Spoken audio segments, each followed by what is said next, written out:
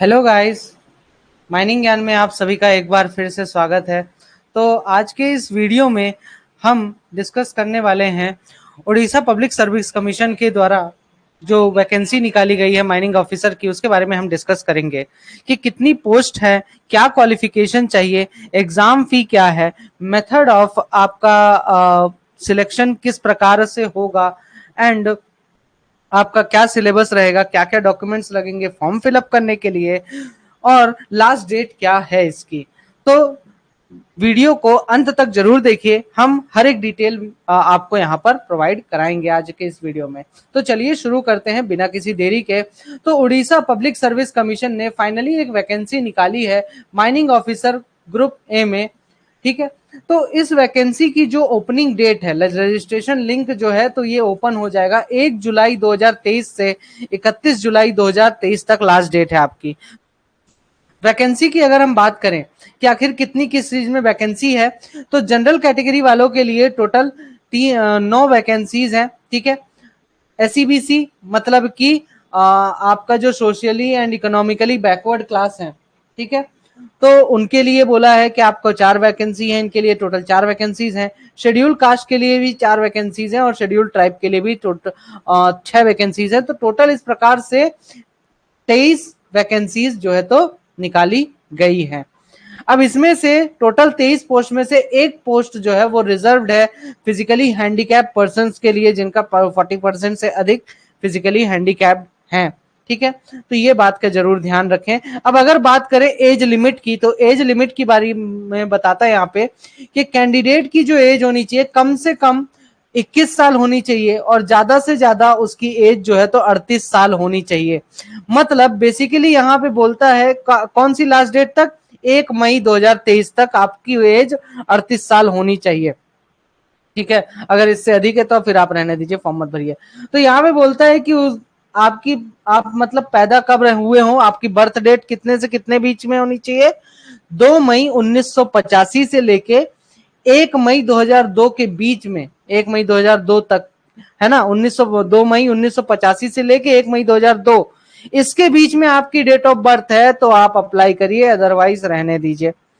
अब इसमें भी बोल रहा है जो 38 साल की एज लिमिट है, उसमें भी बोल रहा है कि जो एसईबीसी कैटेगरी के हैं, बोले तो socially and educationally backward classes वाले, उनको 5 साल का रिजर्वेशन दिया है। एसटी एससी और विमेन्स और एक्स सर्विसमैन वालों को 10 साल का दिया है। और जिसको इन सभी में दिक्कत है उसको टोटल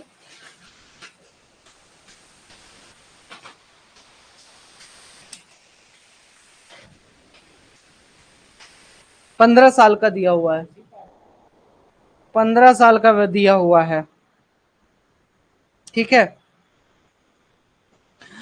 अगर बात करें एजुकेशनल क्वालिफिकेशन की, तो कैंडिडेट के पास कम से कम डिग्री इन माइनिंग इंजीनियरिंग होना चाहिए रिकॉग्नाइज्ड यूनिवर्सिटी से। तो आपके पास माइनिंग इंजीनियरिंग की डिग्री होनी चाहिए, second class mining engineering degree. Examination फी की अगर बात करें तो कोई भी एग्जामिनेशन फी आपको नहीं लगेगा। मेथड ऑफ सिलेक्शन की अगर हम बात करें तो सिलेक्शन जो होगा कैंडिडेट्स का, इसमें आपका रिटन एग्जामिनेशन होगा और वाइवा वॉइस टेस्ट होगा। ठीक है, अब इसमें भी जो रिटन एग्जामिनेशन की अगर हम बात करें तो इसमें टोटल 2 पेपर्स होने हैं, टोटल 500 मार्क्स का पेपर होना है और दोनों ही पेपर ऑब्जेक्टिव टाइप के होंगे। पेपर 1 आपका जनरल स्टडीज और अवेयरनेस के बारे में है। ठीक है, जनरल अवेयरनेस के बारे में है, जिसमें कि 100 क्वेश्चंस, 2 मार्क का एक क्वेश्चन रहेगा, 200 मार्क का टोटल मतलब आपका होगा पेपर। 2 घंटे का ड्यूरेशन इसमें रहेगा। पेपर 2, इसमें टोटल 150 क्वेश्चंस रहेंगे। माइनिंग इंजीनियरिंग से आपका जो स्पेशलाइजेशन पेपर है, ये बेसिकली माइनिंग इंजीनियरिंग के टॉपिक्स इसमें रहेंगे। 150 क्वेश्चन, हर क्वेश्चन 2 नंबर का, 300 मार्क का टोटल आपका क्वेश्चन पेपर रहेगा और 3 घंटे का आपका ये क्वेश्चन पेपर होगा। ठीक है, इसके बाद बात करते हैं आपका नेगेटिव मार्किंग्स का। तो 1/4 आपका नेगेटिव मार्किंग है अगर आपका आंसर गलत होता है तो। वाइवा वॉइस टेस्ट की अगर हम बात करें, एक सेकेंड, वाइवा वॉइस टेस्ट की अगर हम बात करें तो ये टोटल 50 मार्क्स का होगा। ठीक है, तो इसका भी ध्यान रखें। अब वाइवा वॉइस के लिए किसे किसे बुलाया जाएगा, तो आपकी जो वैकेंसीज हैं, ठीक है, तो उसमें जितने कैंडिडेट्स हैं उसके बेसिस पे हर 2 वैकेंसी पे 5 बंदों को बुलाया जाएगा, ठीक है। अगर 2 तक वैकेंसी है, 2 वैकेंसी तक आपका हर वैकेंसी में 5 लोगों को बुलाया जाएगा। 2 से अधिक वैकेंसीज में अगर है तो उस केस में नंबर ऑफ कैंडिडेट्स आपका जो है तो 3 गुना कर दिया जाएगा, ठीक है। तो ये भी ध्यान में रखें। रिजल्ट के बेसिस पे है आपको जो है तो सक्सेसफुल कैंडिडेट्स को क्या किया जाएगा, मेरिट लिस्ट जो है तो बनाई जाएगी। तो इस चीज का ध्यान रखें कि आपका टोटल 3 एक प्रकार से पेपर होना है, ठीक है। तो इनका ध्यान रखें। आगे बात करते हैं प्लेस ऑफ एग्जामिनेशन की, आपका कहां पे एग्जामिनेशन होगा, तो कटक एंड भुवनेश्वर में आपका एग्जामिनेशन होगा। अब सबसे इंपॉर्टेंट चीज आती है एलिजिबिलिटी कंडीशंस, ये बड़ा ही इंपॉर्टेंट चीज है। तो इंडिया के सिटीजन हो के नहीं हो, होना है, ठीक है। उसके बाद मेंटली गुड कंडीशन में होना है, ये सब तो नॉर्मल चीजें हैं। जरूरी चीज है आपका, सबसे जरूरी चीज, जो कैंडिडेट है वो ओडिया लैंग्वेज पढ़ सके, लिख सके और बोल सके। उसने मिडिल स्कूल में उड़िया लैंग्वेज में उसने पास किया हो, ठीक है, उड़िया लैंग्वेज उसका सब्जेक्ट रहा और उसने पास किया हो। मेट्रिकुलेशन बोले तो 10वीं में भी उड़िया लैंग्वेज एक मीडियम रहा हो, ठीक है। उड़िया लैंग्वेज उसका फाइनल एग्जामिनेशन क्लास 8th में भी क्या रहा हो, उड़िया लैंग्वेज उनके स्कूल में यूज हुआ हो, ठीक है। या फिर उड़िया टेस्ट इसने मिडिल स्कूल में पास किया हो, ठीक है। तो ये सब उड़िया लैंग्वेज मतलब कंपलसरी है आपका, बहुत ज्यादा जरूरी है। अगर कोई व्यक्ति मैरिड है तो उसकी 1 से अधिक वाइफ नहीं होनी चाहिए न, ठीक है, नहीं तो दिक्कत हो जाएगी फिर, ठीक है। तो ये ध्यान में रखिएगा। अगर कोई ऑलरेडी जॉब कर रहा है, गवर्नमेंट जॉब कर रहा है, तो उसको नो ऑब्जेक्शन सर्टिफिकेट भी देना पड़ेगा, तो ये ध्यान में रखिएगा। अब आपके इंपॉर्टेंट पॉइंट्स के online application submitted to OPSC, ठीक है। तो ये ऑनलाइन एप्लीकेशन पूरा आपका सबमिट होगा ओपीएससी की वेबसाइट पे, opsc.gov.in आपका जो है तो वेबसाइट रहेगा। तो ये सारी चीजें आपको ध्यान में रखनी है।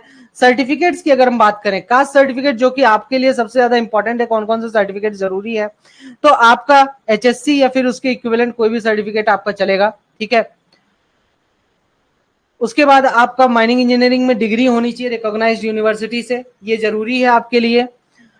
हर एक एग्जामिनेशन की मार्कशीट होनी चाहिए, ठीक है। इवन कि अगर आप फेल हुए हैं तो उसका भी मार्कशीट आपको देना पड़ेगा। उसके बाद कैंडिडेट्स को अपना डॉक्यूमेंट्स अपलोड करना है ऑनलाइन। क्या क्या डॉक्यूमेंट्स अपलोड करेंगे ये भी देख लेते हैं। आप ऑनलाइन में जो भी डॉक्यूमेंट्स जमा करेंगे, तो जैसे आपने जो फोटो ऑनलाइन में डाली है वही उसकी 3 रीसेंट पासपोर्ट साइज फोटोग्राफ आपको ऑनलाइन एप्लीकेशन का प्रिंट आउट निकलवा के उसमें लगाना है। उसके साथ कास्ट सर्टिफिकेट आपको अटैच करना है। ओडिशा का पास सर्टिफिकेट, उड़िया पास सर्टिफिकेट, उड़िया लैंग्वेज में जो पास सर्टिफिकेट है वो सर्टिफिकेट आपको अटैच करना है उसी एप्लीकेशन फॉर्म के साथ, इन सभी की फोटोकॉपी। डिसेबिलिटी सर्टिफिकेट अगर है आपका तो उसको अटैच करना है। डिस्चार्ज सर्टिफिकेट, मान लीजिए अगर आप एक सर्विसमैन है तो या फिर सर्विस में कहीं गवर्नमेंट जॉब कर रहे हैं आप, तो उस केस में आपको वो उसका नो ऑब्जेक्शन सर्टिफिकेट देना पड़ेगा, ठीक है। और आइडेंटिटी प्रूफ जैसे कि आधार कार्ड, पैन कार्ड या फिर वोटर आईडी वगैरह आप यूज करेंगे। सबसे इंपॉर्टेंट चीज कि आपका जो एसईबीसी है, एसईबीसी कैटेगरी की जो भी कैंडिडेट्स हैं उनको अपना कास्ट सर्टिफिकेट किसी कॉम्पिटेंट अथॉरिटी के द्वारा इशू किया गया उनका कास्ट सर्टिफिकेट, और जिस दिन आपका क्लोजिंग डेट है ऑनलाइन एप्लीकेशन फॉर्म का उससे 3 साल से ज्यादा पुराना ना हो, ठीक है। तो पिछले 3 साल से ज्यादा पुराना एप्लीकेशन आपका कास्ट सर्टिफिकेट नहीं होना चाहिए एसईबीसी का, ठीक है। अब एसईबीसी के फॉर्म में एसईबीसी सर्टिफिकेट, एसईबीसी की जो वो कैंडिडेट्स की जो वैकेंसी है उसमें अगर कोई ओबीसी वाला फॉर्म भरता है, ओबीसी कैंडिडेट्स अगर फॉर्म भरता है एसईबीसी कैटेगरी बोल के, तो उसका फॉर्म रिजेक्ट हो जाएगा। तो सीधे सीधे ये ध्यान में रखना ओबीसी वालों, आप जो है तो जनरल की कैटेगरी में आ गए हैं, ठीक है। विमेन कैंडिडेट्स का जो है तो एससीबीसी एसटी एससी में है तो उनको जो है तो अपना caste certificate by birth submit करना पड़ेगा। ये फॉर्मेट उसका दिया हुआ है, इस फॉर्मेट में आपका होना चाहिए, ठीक है। उसके बाद अगर बात करें कॉम्पिटेंट अथॉरिटीज की कि आपका जो कास्ट सर्टिफिकेट है वो कौन इश्यू करेगा, तो आपका कास्ट सर्टिफिकेट या तो डिस्ट्रिक्ट मजिस्ट्रेट के द्वारा इश्यू हुआ हो, या कलेक्टर के द्वारा, या एडिशनल डिस्ट्रिक्ट मजिस्ट्रेट के द्वारा इश्यू हुआ हो, या sub divisional magistrate, sub collectors, executive magistrate, revenue officer, मतलब कि तहसीलदार या फिर एडिशनल तहसीलदार से निचली रैंक, नीचे की रैंक वालों के द्वारा इशू ना किया गया हो, उनसे ऊपर की रैंक वालों के द्वारा इशू किया गया हो। और वो भी अब इसमें आप सेंट्रल गवर्नमेंट को नहीं डालेंगे, क्योंकि साफ साफ बोल दिया है गवर्नमेंट ऑफ ओडिशा के ही होने चाहिए। तो गवर्नमेंट ऑफ ओडिशा वाला ही आपको कास्ट सर्टिफिकेट लगाना है, तो यह ध्यान में जरूर रखें। ठीक है, तो इतनी सारी चीजें थी जो कि मैंने आपको यहाँ पर बताई हैं। अब कैसे अप्लाई करना है, तो ओपीएससी की वेबसाइट पर जाके ओपीएससी HTTP सीधे opsc.gov.in पे की वेबसाइट पर जाके 1 जुलाई के बाद आप अप्लाई कर सकते हैं। ठीक है, जिसमें कि आपको अपना एक पासपोर्ट साइज फोटोग्राफ डालना पड़ेगा स्कैन करके। ठीक है, इसके साथ ही एक सिग्नेचर वाला फोटो रहेगा, स्कैन करके डालना है, और उल्टे हाथ का, लेफ्ट हैंड का थंब इंप्रेशन का एक फोटो जो है तो अपलोड करना पड़ेगा आपको। तो ये सारी डिटेल्स आपको जो है तो अपने साथ रखनी पड़ेंगी ऑनलाइन फॉर्म भरते समय। ठीक है,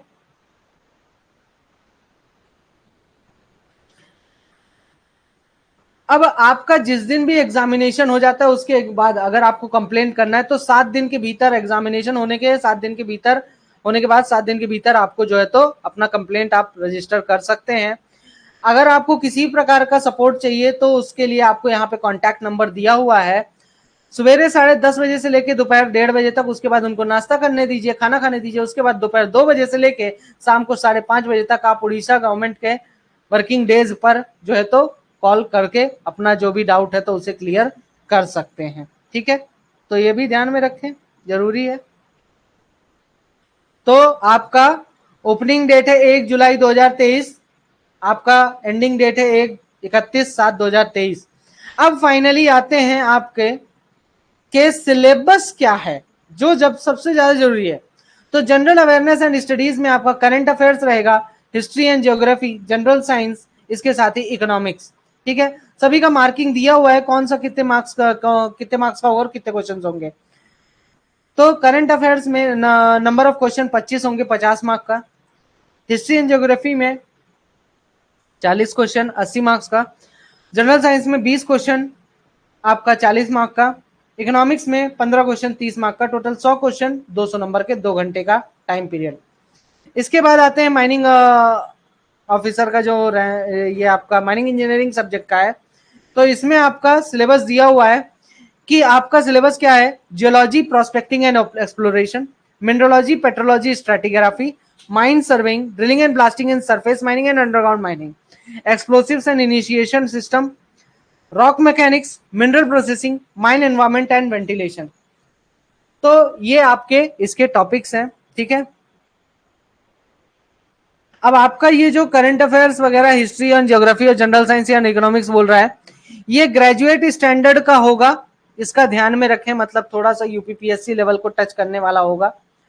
ठीक है, तो सिलेबस आप देख सकते हैं, आपको सिलेबस दे दिया गया है। तो दोस्तों आज की वीडियो में इतना ही। अधिक जानकारी के लिए देखते रहिए mining Gyan. Till then all the best and thank you so much. Good night everyone.